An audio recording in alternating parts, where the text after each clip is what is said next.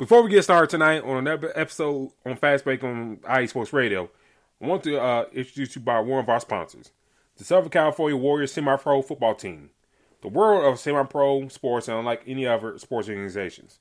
Players pay to play in hopes of so many different outcomes, whether it's playing to get film, to try out for professional teams, big-time colleges, or just playing to stay in shape. No matter what, all semi-pro players have one thing in common, and that's playing for the love of the game. The SoCal Warriors have been on the quest to earn titles and give players second chances since 2017. Whether you're in Southern California or anywhere in the world, give semi-pro sports a chance. Semi-pro sports a chance. If you love your sport, you may get that second chance you've been waiting for as an athlete. You can find them on social media at Twitter at SoCal Warriors and on Instagram at Southern California _Warriors. And on Facebook, Southern California Warriors. Now on to the show.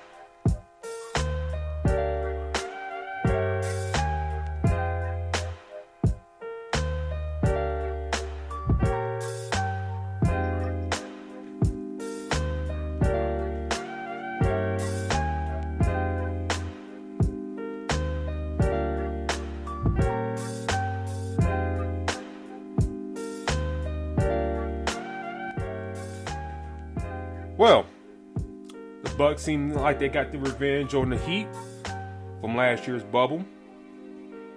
The Knicks are down 3-1 against the Hawks right now. Can they make a comeback? AD went out with another injury for the Lakers. Can they bounce back if he misses significant time? Plus, are the Wizards on the verge of getting swept? That and much more. Here on Fast Break, live on IE Sports Radio. Your direct feed for that is all sports. And you're welcome to join us.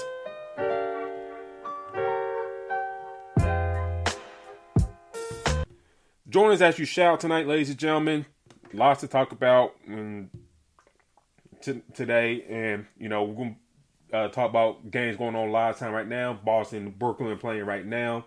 Brooklyn started putting it on Boston as we speak. So, D-Lock, how you doing tonight, sir? I'm doing good, man. Another great day, another great weekend. A lot of NBA stuff going on today, as you can see. Been going wild. Yes, a lot of things going on right now in the NBA. Like I said, Brooklyn's up on Boston right now. And the score, I was waiting to come back up. It is, well, right now, Kyrie got 23 points, Kevin Durant 17, James Harden 15 right now for the Nets. So the big three producing, you know, as expected. And they up 66-54 with about a minute 40 left in the first half. Your thoughts so far about this game? Do you think, you know, Brooklyn kind of kicking themselves, not, taking care of business, Friday against the Celtics? I think so. To be honest with you, I think, a team being down 2-0, going home to the first game, I think Boston showed they did have that behind them, that little bit of momentum. Even though I said a lot about Boston, not trusting them, I could see them getting, I could see them getting swept, but at the same time, I don't see them really just going out that way. Unlike another team we may possibly see, but this game so far, literally showing how much better Brooklyn is. They're up by 11 right now, and they're starting to get their shots. But once they start to click and they start putting, we were just talking before the game was kind of close, and they start pulling away, and I said this game's about to get ugly. So without Kemba, no Robert Williams. Hell, we just talked about the fact that Tristan Thompson only had one damn rebound, offensive rebound, and it's the second quarter. Mm-hmm. Against a team that just let bigs do whatever they want. So, for me, they probably, wish they could just get up out of there and be done. But Boston did take one game, and Brooklyn closed it out at home. Yeah, I think that's the sense I'm seeing right now, in Brooklyn getting offensive rebounds on them, on the Celtics, and Joe Harris is not that a three-pointer to put them up by 18. Good Lord in heaven. And then, I was looking at the Brooklyn Nets bench. I don't know if you noticed this on NBA benches or not, D-Lock, but one of the assistant coaches had like an iPad, showing the game in real time. I don't know, is that like a advanced thing, or maybe, something for them, in case they miss something on the court, and they tell Steve Nash, hey, this is what they doing, and then maybe you adjust this way. That's something new that have you ever heard that before? Nah, I haven't seen anything like that. The only thing I'm probably closer to seeing similar is, on football when they looking at stuff on iPads, but they're definitely not in the NBA. I ain't really seen nothing like that before. This is one of the first times. Yeah, I thought that was kind of interesting, just watching the game, seeing that. It's like, huh. And you kind of watching the game in real time. Maybe you see something different than what the other coaches may see, or maybe that's the thing they do. Like, one coach may be looking like defensively, what adjustment they got to do, and then the other coach maybe look at something offensively and what the team does and whatnot. I don't know. Interesting thing to look, concept that I can maybe use in the future if I get like a high school head coaching job somewhere. But anyways, that game's going to halftime now. So let's transition to the early afternoon games. Knicks, Hawks. What you thought about today's game?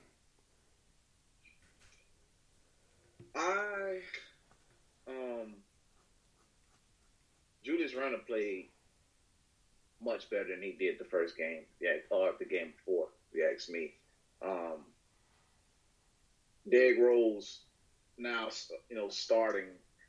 Even though he's not playing bad, I think he does better off the bench. Elfrid Payton I think it's probably over for him. Haven't seen him do anything. He hasn't been seeing the court. Quickly looks like he's going to be a solid piece moving forward for them. But, it honestly just seems like the Hawks have some solid pieces. We talked about this last year you remember when Capella was getting traded to the Hawks? Yeah. I kept saying, well, first of all, we were like, what the hell Houston's doing? But on top of that, that's a major win for the Hawks. To get him, you can see that combination with him and Trey Young being pretty special. Seeing that somewhat last year. And, you look at it now, Capella's playing pretty good against them. He's with the Hawks now, playing very good off of 28 minutes, 15 rebounds and 10 assists. He played exceptionally well. Now, Gallinari's played very good, too. Not sure if you've seen that little nudge that Julius Randle gave him. Yeah. In the middle of the game. Just frustrated, but they're up 3-2, but I don't think it's over. I feel like the Knicks are gonna make a push to grab another game. Maybe grab two, but Reggie Bullock hasn't really done too much for them. R.J. Barrett look like he's still growing, so that's probably the reason why we're seeing what we're seeing from him. And maybe they need just one more star in New York, like just one more. Julius Randle is who he is. He looks like he's gonna be promising there. Like they need one more extra guy. Um, I feel like Nerlens Noel and Taj Gibson, um, are pretty decent, but they're probably really missing Mitchell Robinson, who was having a pretty decent season until getting hurt, and I think he was coming to his own as well. So, I mean, I know the Hawks are up 3-1, but those sometimes John Collins will show up and sometimes he won't. Bogdanovich will show up sometimes and sometimes he won't. So I don't think that this series is over just yet. I think it's a lot that's going to come moving forward. Yeah, for me, you mentioned Julius Randle. That's probably one of his better games in this series. And for Tom Thibodeau to switch up the lineup, putting Derrick Rose and Thomas Gibson in, I just think they're, like you mentioned, I think their production is better off the bench. And Barrett didn't have like a bad game, 21 points, but I think the theme of this series, has been, Nate McMillan's job and staff, getting, I guess, playing great defense on Julius Randle and trying to make those other guys on the Knicks trying to, do some stuff, and it worked pretty good. We see Randle frustrated in this series, taking bad shots, having bad percentage in this series. So, I mean, you got to give kudos to the Hawks here in this series, how well they played him. Trey Young, still doing his thing. You mentioned about Gallinari having 21 points off the bench today. Harden having 11 off the bench as well, 3 for 5 from 3-point land. So, I mean, give credit all the world to them. They played great. But I think that another thing that's a huge piece as well is the fact that they moved Kevin Huerter to the bench. Remember earlier he was starting because I feel like he was a weak link on the defensive side, but now they got him coming off the bench in rotation. He's playing great for them, and I like that rotation that they have with that. It's like, remember we were talking about Bogdanovich even getting to Sacramento. I mean, from Sacramento. I mean, I was thinking like, well, damn, like this is gonna be a massive piece for Atlanta. Mm-hmm. But you remember he started out hurt, so it was like, well, dang, they done paid all this money for this guy, and he ain't even doing nothing. But now you can see what it has done for them. Like, now you got the ability to move Kevin Huerter, on the bench, and you got a consistent scorer on the court with Trey Young. So, I tell you this though, this is gonna give the Hawks and John Collins. I think that both of them, they're gonna rethink, him staying there, because this team that they got. I mean, I like this team they got, to be honest.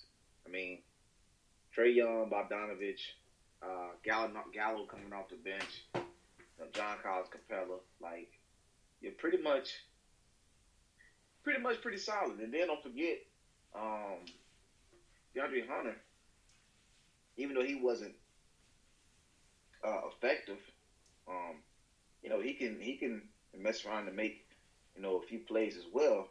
And then they got Lou Williams there as well. So I'm forgetting Cam Reddish. That's what I've been trying to think about for the past couple of minutes. So they got a bunch of guys on this team. Like, they got the guys that they can really like mend together and be competing in the playoffs for years to come. So I'm not sure how the money part will go around, as far as dispersing it and getting it to these guys. But I would try to keep as many of these pieces as I can if I'm Atlanta. Hell, we knew that Nate McMillan wasn't a bad coach in Indiana either. So to me, Atlanta's pretty solid, but they're very young. So I don't know how long Gallo will stay there, but I definitely like what Atlanta has as well, which is going to make this series, has made this series pretty interesting. It was making it rain 3-point land today. Yeah, I hope Nate gets the job after the season, which I think this is going to happen. For Atlanta, on the Atlanta side of things, they're really. We talked about before the season. The depth is there. The depth was there. I think because they took advantage of it and everybody stayed healthy. Because we didn't know how Capella was after have his his injury. Then down there in Bogdanovich, they were missing time and stuff like that. Cam Reddish has been out for a little while, and DeAndre Hunter missed some time as well. So it's like different parts of the season they were hurt and all that stuff. But now, minus Cam Reddish, everybody seems like they're healthy and stuff like that, and they're clicking on all cylinders. So, we'll see how things go in the future for the Hawks. I think you mentioned about the contract situation and stuff like that going down the line. John Collins is up for free agency, restricted free agency. So, the Hawks got to make a business decision. Do we keep him or let him walk? Because you got to think about Hunter, and Cam Reddish are kind of like in that same draft.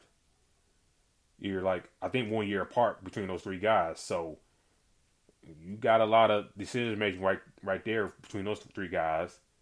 And has Trey Young got his extension yet? I don't think so. I think he get his extension. He came in the same time Luka did. So I think he'll get his extension probably next year. I think they're both eligible this summer. I think. Yeah, I think the reason why they got, that's the reason why they got Bogdanovich and grabbed a couple pieces and Gallo is to keep him from leaving. So, for me, I think that it's going to happen soon.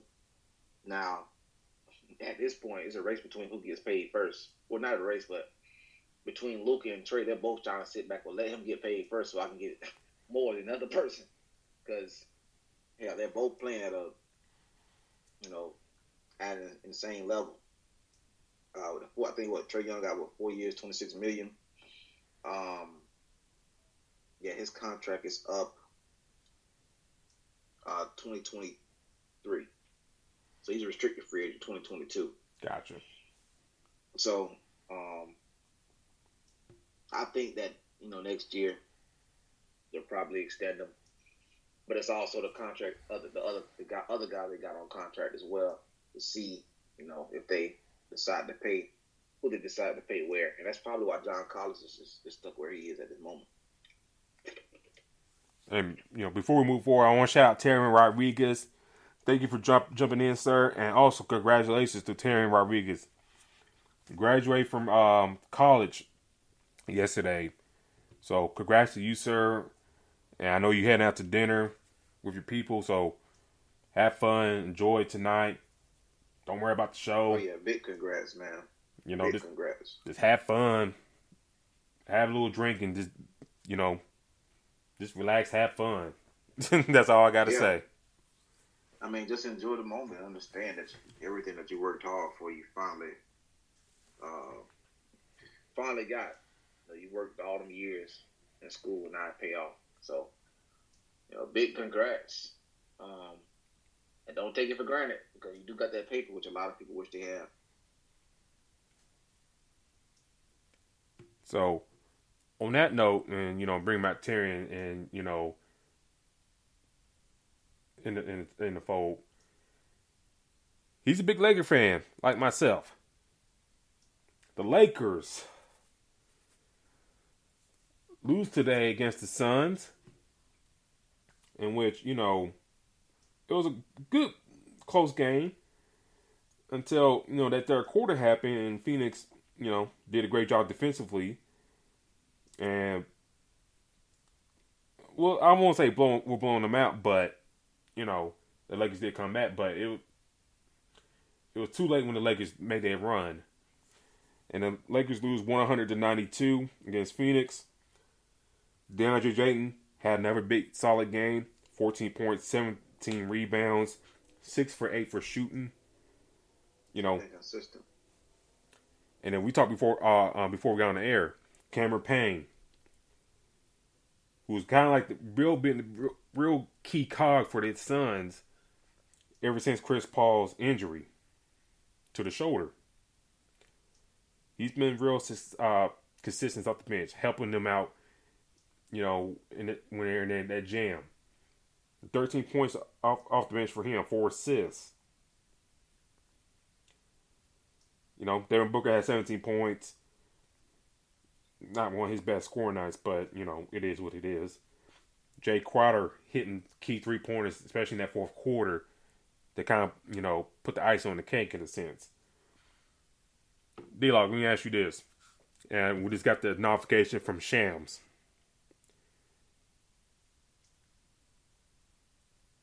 I guess what Shams is saying, good news for AD for the Lakers. Davis avoided a more serious injury. He has a chance to play in Game 5 in Phoenix, but his status is very much in question. If AD does not play on Game 5, what are your chances of what odds do you get the Lakers winning that Game 5 right there? I give them a good opportunity. The reason why is because they played pretty good when he was when he got hurt. I mean, first in the beginning they had to make their adjustments, but they weren't too far behind. Thinking that they came back. Marc Gasol did play, a couple minutes that he needed, but they have. I think this is the thing that I feel like the Lakers need to do. They have depth at the bigs area. Marc Gasol, Trey, and Drummond still. I think that those are the guys that need to get started in order for them to win the next game. Game 5 is going to be a tough one, because in a sense, whoever wins this one is literally one game away. But they're going to have to play big. I mean, Ayton has been killing them all series long. Thinking about if I'm correct, even averaging a double-double. Mm-hmm. So right now, the bigs need to play very good. They need to play a valid piece. And I just think that they have a chance. I mean, the reason why is because they got one of the greatest of all time, obviously, on the team. I just feel like if they can get a good combination with Trey, Drummond, and Gasol, then they could possibly pull some up. We need to see Kuzma needs to wake up. I mean, I know we've been saying this for the longest, but he needs to wake up, and do some damage as well. So for me, but I really want to see Trey get more involved. Drummond needs to be the drummer that we've seen in Detroit and Cleveland. That's just what that is. So, and I know, like I said, AD is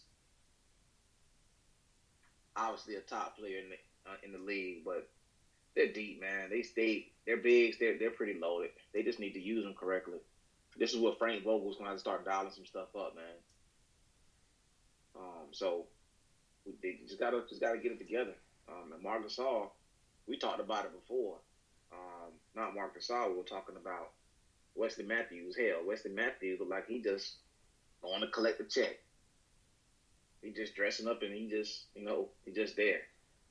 So, right now, being how inconsistent the shooters are right now, they need to lean on their bigs a lot more. Every time they get killed on the glass, they lose. So we need to see more of that. You got hella defensive players right now. Ben McLemore will come in and make a couple shots, but the bigs need to dominate in order for them to win Game 5 to me. Let's see. If AD doesn't play, you got some encouraging signs this afternoon, from a Marc Gasol. Played pretty well, especially in that second half. And, when you're trying to mount that comeback. The comeback that came too little too late for the Lakers. So that's an encouraging sign that, okay, if Davis is out, all right, Gasol came in, stepped up, played well. He had 12 points, 8 rebounds off the bench, and 3 assists. 3 for 5 for 3-point land. So that's encouraging. Caruso, 10 points. I felt like some open shots that he got to make. In my eyes. Ben McLemore, he came in and shot pretty well for the limited time he was in there. But, you already played Drummond 19 minutes. He got 10 rebounds out of it. But, I figured with AD going out, he got more time, but that didn't exactly happen. And then, I don't know what it is. It's like, they feel like they got to play Kuzma more when he's not really contributing that much. And if you're Vogel, you mentioned Wes Matthews. Do you send him down? Maybe put Ben McLemore in there if KCP ain't back? Do you allocate more time from Kuzma to maybe do, Marcus Morris or Ben McLemore? Or maybe Horton Tucker that you didn't play today? Like, out of all those guys, somebody got to step up between KCP, Wes Matthews, Kuzma, McLemore, Morris, Horton Tucker. Somebody got to step up. Yeah. And be freaking consistent for this team. That's the biggest thing. That's the biggest thing is this team is the shooters are just all over the place, man. They're not consistent enough right now. And this is the thing that, like I said, with AD, this team was built big down low. I mean, they got AD, Drummond, Trey. We're barely seeing Trey on the court. So in my eyes, I'm thinking that, Vogel got to figure out a way how to get this team, try to get Trez in the game. I mean, dude was 6 man of the year last year. Mm-hmm. So why are we giving him 5 to 10 minutes? So that got to be frustrating on his end as well. So, for me, that's even if you have AD and Trez on the court at the same time, or Drummond and Trez. Find a way to put them on the court because that is where your strength is. That's your strength. You give Bron his break sometimes. Get your bigs down there so they can kill everything down low. Because right now, we're just talking about the Boston Celtics and Brooklyn Nets. How Tristan Thompson is struggling against a team that gives up a lot to centers. I said, the biggest thing is why isn't the coach not adjusting to that? The Lakers need to do that, and they got more bigs. If they get to the NBA Finals and they so-called match up with the Nets, they should be able to kill them down low. So for me, this is going to be one of the. This is what they need to go through to understand that this is your strength and this is what you need to lean on the most. Because, right now, you get past the Suns, which is going to be pretty tough. The Suns are pretty well rounded, if you ask me. Bridges, Torrey Craig, who comes in and doing it. The Cameron Payne playing lights out, and then you got the two top guards in CP3 and Booker. With the defensive presence of Jay Crowder, this is going to be a tough team to deal with. So if you can, find a way out of this, I think now your confidence rises a lot more. But they got to start leaning on the bigs, man. You really have think about it. You got a 6 man of the year sitting on the bench. damn near the whole game. That doesn't click to me. Like, it doesn't make any sense to me. Yeah. And you mentioned about the Boston Brooklyn game. Tristan Thompson got another offensive rebound. So, and they got a jump ball going on right now between Blake Griffin and Tristan Thompson right now. And, and Tristan Thompson yanked down Blake Griffin. Oh, my God. Yeah. It's, I mean, like I said, it's just some stuff is, oof. So some stuff is really, I'm literally looking, I'm like, Trey's not even seeing the court at all. No. So, find a way to get him on there. You got Schroeder out there starting. You sign him and Trey, you having high expectations. I know you got Drummond in the fold now, but find him in there. You got different rotations and matchups that you can go with. Clearly, with Drummond doing what Ayton doing what he was doing, you need to see more of Marc Gasol. Maybe that was kind of a blessing in disguise for AD. Is they need to see more of Marc Gasol. Way more. So, to me, I want to see what they're gonna do with this next game, because that's the biggest question to me, is why Trey is not playing. Well, to me, honestly, I think the Sixers are going to give the Nets problems just because of Joel Embiid. Well, before I give you let me see what you think about this. I know we talked before that off the air, but I want to shout out Marcus Los, great, in the chat. And Marcus is watching his C's play, and he said he is turning off the TV, and he's going to drink tonight. So, Marcus, I don't blame you there. I think I might drink myself tonight after this show. Don't know what. Yeah. But I'm drinking something, because I'm off tomorrow as well. But I mentioned this off the air before we got on. The way Gasol is playing, maybe, like I said, you could just do this for first couple minutes in the game. If AD's not playing, throw in Marcus on that 4 spot, see how it goes early on. Along with Drummond, and see how it goes. If it don't work, take him out, put Marcus Morris or Kuzma in. But see how that works. See that combination. See how that, flows for you.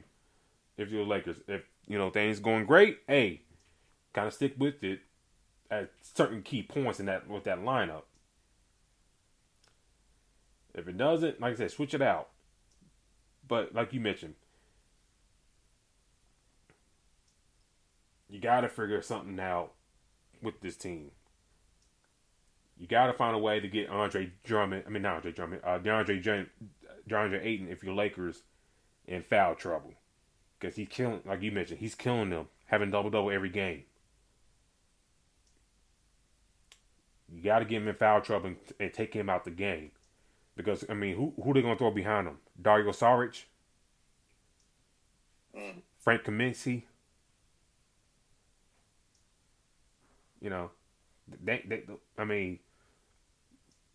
Sarge, he may do a little something, but Kaminsky, he ain't done nothing since he left Wisconsin. So, trying to get Ayton in foul trouble and work on those other guys. And then, just go from there and see how things shake out, if you go about that lineup.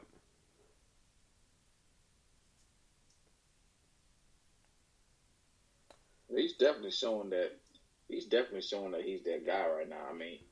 We were talking about before how we were seeing DeAndre Ayton be kind of inconsistent with his minutes. Maybe because they have the Frank Kaminsky and Sark coming in. But now we see more of him because the fact that it's the playoffs, so this is what they were playing for.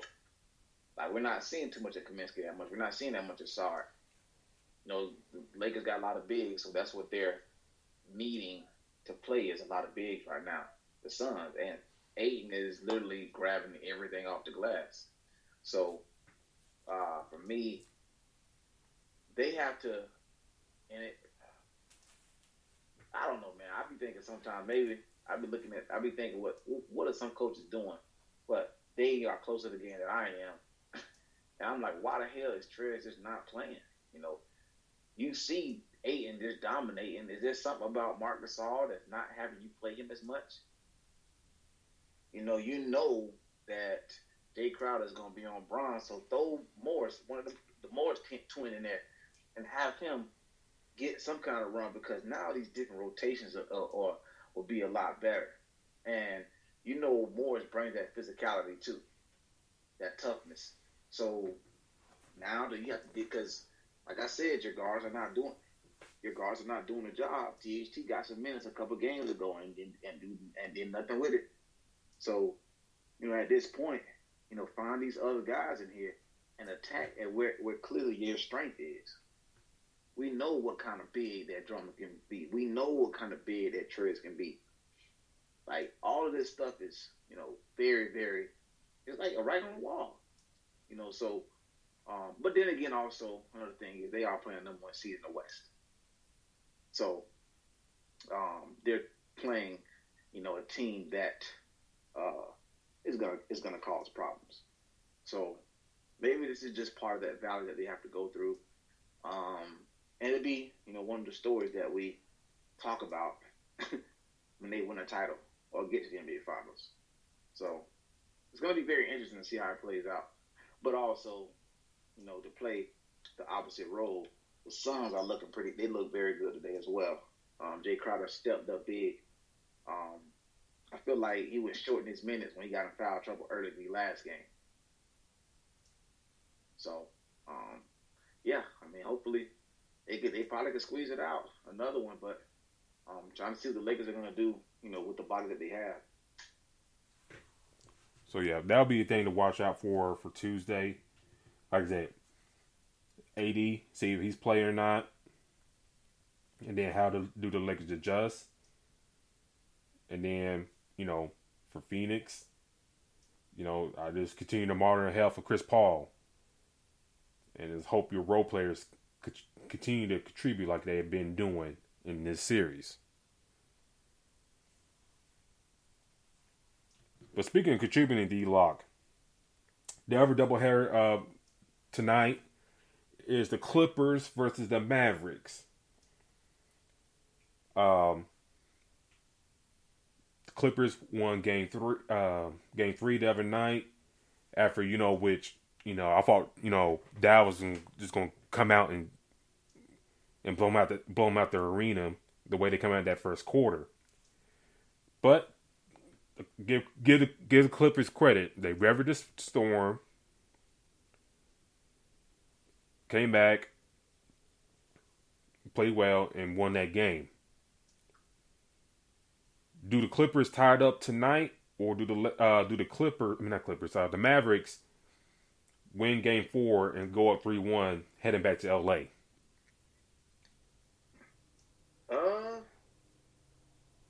Right now, I'm still waiting for Pandemic P to show up. Yeah. And I know at some point he's gonna show up. So I don't know if it's tonight. Could possibly be, and if it is, the Clippers will take this one. But Serge Ibaka's out again. Yep. So for me, I think Luka and them, they're gonna get this victory here. It's gonna be very valuable to them. I think the other Morris twin, got real physical with him. You know how the Mavs get very physical, and I think he got hurt. Yeah. I think he got injured. So, but I think the Mavs will play better. They're starting to get in the groove a little bit, but this one's gonna put them up 3-1. If Luka's healthy and good to go, then yeah.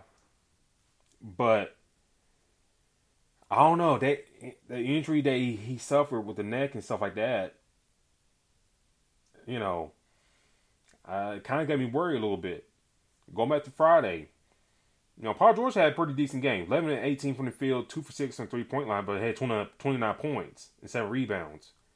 Kawhi shot better, 13-17 from the field, 36 points. So your two stars really showed up. I tweeted this from the Fast Break account. If you're not following us on there, please do a Fast Break at IESR. I said it's a good thing they signed Paul George to an extension. Now, some of y'all probably listening to this and thinking about, why do you say that? Well, what's going on if the Dallas Mavericks won Game 3 and blow the Clippers out? Come back in this game, lose this game, be swept. D-Lock. Guess who's up for free agency when the season ends for the Clippers? You know what? What they call him, board man? Yes. He's a free agent this year. When Kawhi, if y'all don't remember, ladies and gentlemen, when Kawhi Leonard and Paul George, came together at the Clippers, they signed 2-year deals. Lucky for them, they convinced Paul George, in which if I was Paul George, I probably would have waited, but it is what it is. But, they signed 2-year deals. If they end up losing this series or stuff like that, their future is kind of murky, going forward. Me personally, I think they come out and win Game 4 tonight because Porzingis really hasn't brought it in this series, and Luka can't do everything by himself. God bless him, but he can't do everything himself. I know he had help scoring wise from Jalen Brunson and Kleber, but they need Porzingis to step up. And I can see why they were probably filling offers for him around the trade deadline. I can see why. Because I don't know if the injuries kind of got to him or he lost confidence, but, him having 9 points in that game in 34 minutes, it ain't going to cut it. Sure, Tim Hardaway can have a great game, one game, and have like 35 points or something like that, but, you're paying Porzingis all this money. Come on, dog. You got to show up. Yeah. And he's going to have to show up big time. I think if he starts to click, if he can get in, then they're going to do some big time damage. But like you said, Luka definitely can't do it by himself. I mean, we'll see how tonight goes. Like I said, if Dallas does win this game, then the Clippers' future looks kind of murky right now. If they wind up losing the series, Kawhi's a free agent. Serge Ibaka got back issues, but you only got him on a 1-year deal, so. However your season ends, you let him walk anyway. Yeah. I mean, and then I guess they were trying to get the same one that they had in Toronto, and that definitely didn't work. No. Then on top of that, you pay him the Morris twin and then Luke Kennard a whole bunch of money. I mean, the Morris twin, he starts. But Kennard, he ain't saying playing time and God knows when. And Mark is saying in the chat, do we call the Clippers on choking if they do? They do. If they lose. Yeah, we do. Yeah, we'll call them out. Because Paul George kind of led this he kind of put his foot in his mouth, setting themselves up for failure for this team if they don't have a successful season. He kind of, threw Doc Rivers on the bus how the things went in the bubble. I don't know if you remember those comments are not D-Lock, but, saying, Doc Rivers, didn't know how to use me and stuff like that. And, that's why we lost. I remember that. And they're playing the same way this year with Tyrone Lue. So, yeah, I mean, that kind of stuff is just... I never was the type of person that, was pointing the finger at somebody else. You know what I mean? I would expect players, any athlete for that matter, to say, hey, it's up to me to fix it, or us to fix it, and we will fix it. But, to basically call out Doc Rivers and now we're having similar results. Hell, we can't even say similar results now. They look like they might get put out earlier than expected. So, yeah, I definitely remember that time. And then now, what they're going to do, they're going to blame Ty Lue this time too. Here's my thing with Ty Lue. I mean, how good of a coach is he really? I mean, this like no shade to him per se, but the times he has taken over head coach is already built teams. It's like he's never taken over a situation that he's rebuilding.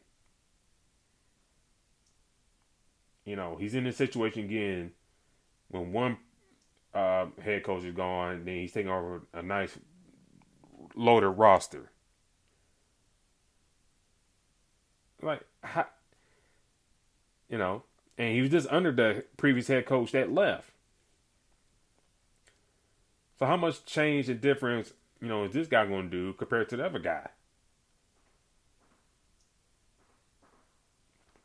In Philly, I mean, Marcus making a good point. In Philly, Doc got those guys going. Now, granted, against the Wizards, and I have my thought. I'll keep my thoughts about the Wizards till next week. But yeah, we talked about that. yeah, we talked about message back each other. I'll talk about them by next week. But how much difference is he compared to the other guy? I mean, I know you brought in Rondo, but he does about the same thing as Pat Beverly to a degree, which I think, Rondo's a better player, but they about the damn near same player. I think they need more outside shooting, and you paying one guy like $64 million just to sit on the bench. So I mean, what can this? I just don't see the upside of this team. And I think, that's where that comes in. If they lose tonight, like I said, the future is murky for them.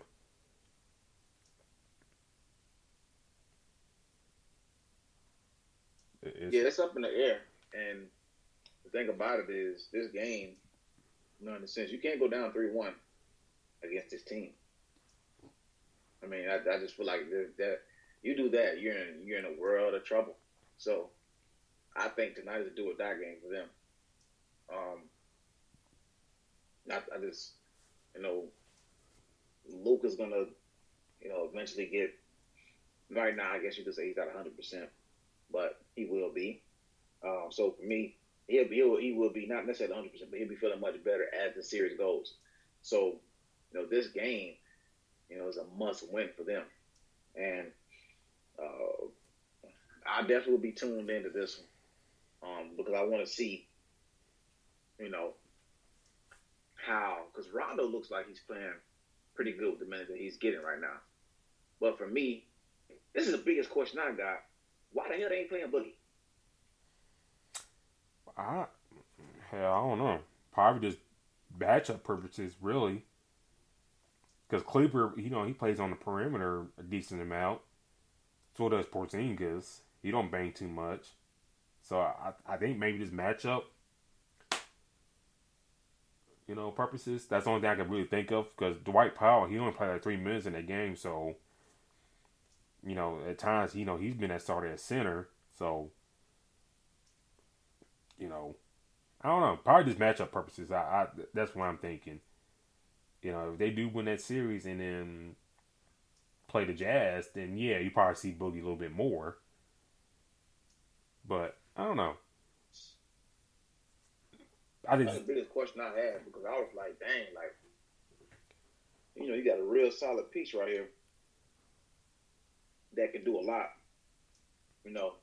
but like you said, it could be a matchup that's not good because we've actually seen Zubac minutes go down hell with Serge Ibaka not playing. Yeah. So yeah, that's something to keep an eye on. And then I was sitting there watching KD taking the jump shot, talking trash to Tristan Thompson and Kemba Walker on the bench.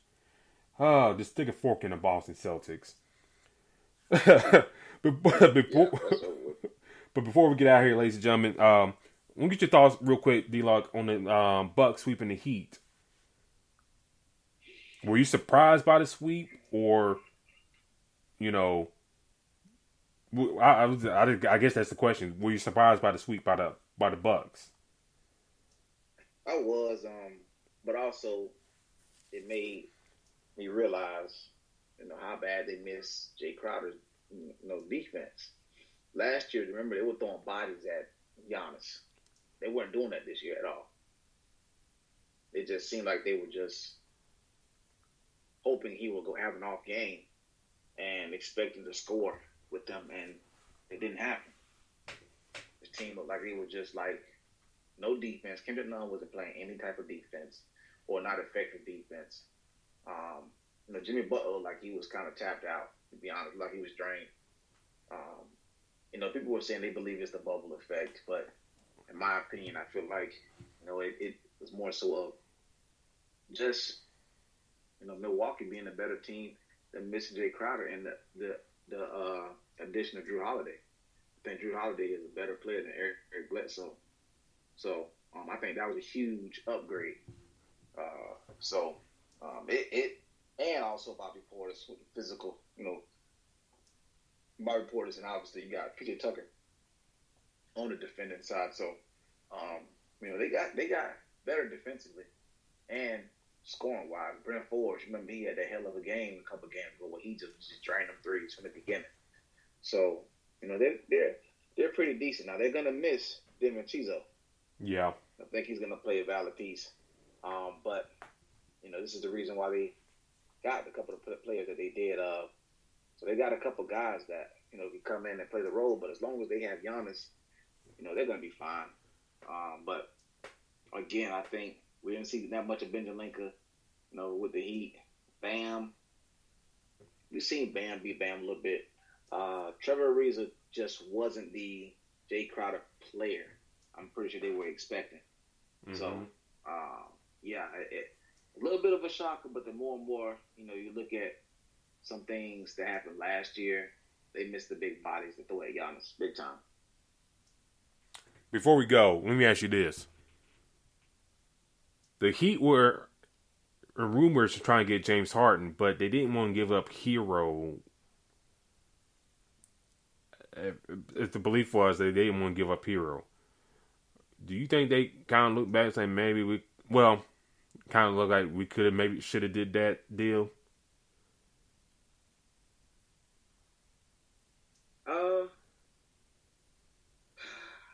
I probably would say that now, being obviously James Harden is James Harden, but also play up huge pieces.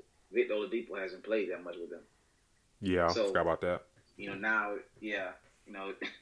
literally forgot that he was actually on the damn team for a minute. So, that means something huge as well. And to me,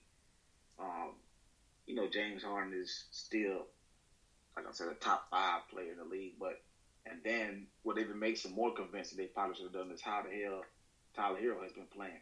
Mm-hmm. Like he wasn't the Tyler Hero from last year. Yep. Me personally, I think it's the fact that last year he was just a new kid on the block. He just was a new kid on the block, which is understandable. Hey, you're a new kid on the block. They're not gonna respect you as much. But now this year they're giving him a little bit more respect and watching out for him. And he just had to elevate his game a little bit this year, and I don't think that really happened that much. So, and then also I don't think Spoelstra really put him in a good position to really be successful, if you ask me. It felt like they were playing with more point guards this year than they were last year. Like this team with Kendrick Nunn, Gabe Vincent, hell, even got in a couple games. It's like you had too many ball handlers, on a team.